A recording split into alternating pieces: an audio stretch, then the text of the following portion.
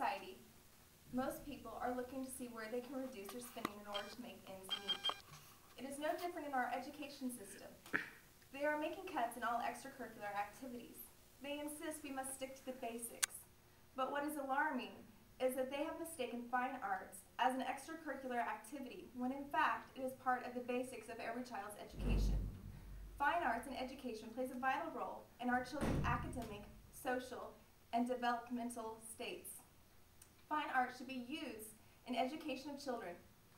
The arts should be reaffirmed in the school curriculum, and not just as individual activities, but as an integral part of the children's learning environment. Catherine Bloom states that the concepts of basic education is supported but maintained that the arts properly taught are basic to individual developments, since they, more than any other subject, awaken all the senses. They are known as the learning pores. We need to endorse a curriculum which puts basics first, because the arts are basic, right, and the heart of the matter. Let's look at the math. The arts can assist in the development of mathematics, skills, and concepts. They can be used to teach mathematics as it relates to particular concepts.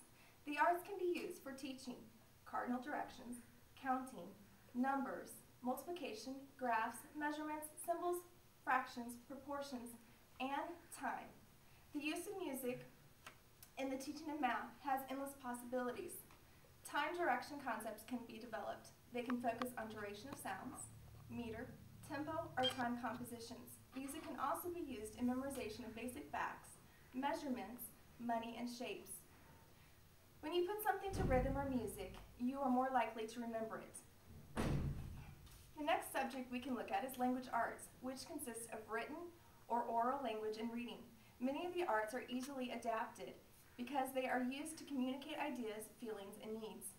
Lynn List emphasizes that the arts, when used to oral language through the development of such skills as vocabulary, listening, imagery, following direction, and speaking. In written language, they can be an assistance in developing skills in creative writing, grammar, and spelling. In reading, they can be used in age such as areas as teaching of the alphabet, classification, concept, development, details, and the main ideas, phonics, processing skills, and syllabication. Drama skills can be used as a technique for furthering the language learning. The use of movement is important to language learning, since a knowledge of how, why, when, and where movement takes place is necessary for all understanding of language. Listening skills are developed through music and drama. Listening is important in phonics and in reading skills. The arts also provide a means for learning history and are a key for understanding the ideas and concepts of other people and cultures. To truly grasp history, the feelings of the people during that time, their fears, anxieties, and values need to be expressed and understood. These can be developed through drama. Using the arts while teaching history class brings the lessons to life. Utilizing the art forms provide many advantages. Various subjects can be enhanced and learning can be stimulated. The backgrounds of pupils can also be enriched. New avenues of learning are provided.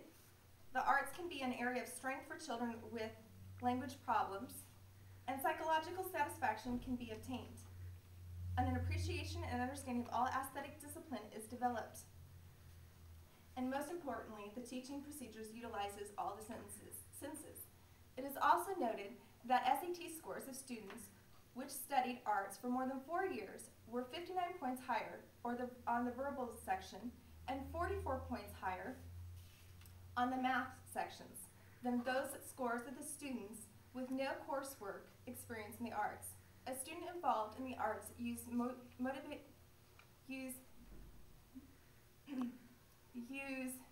memorization skills, hand-eye coordination, motor skills, and their imagination more than those who do not.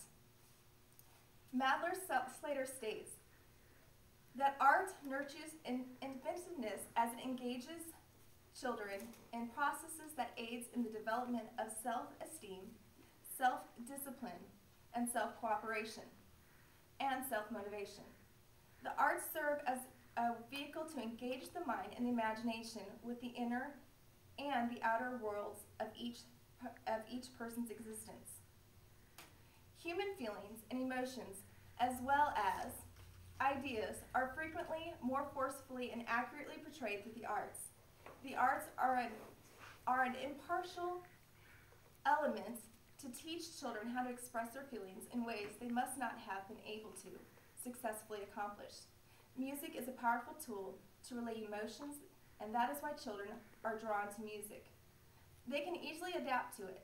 Drama is another avenue for children to release their emotions by becoming someone else. They get to pretend and they get to role play. Dance allows children to use physical movement to express thought. Children gain self-confidence through the arts.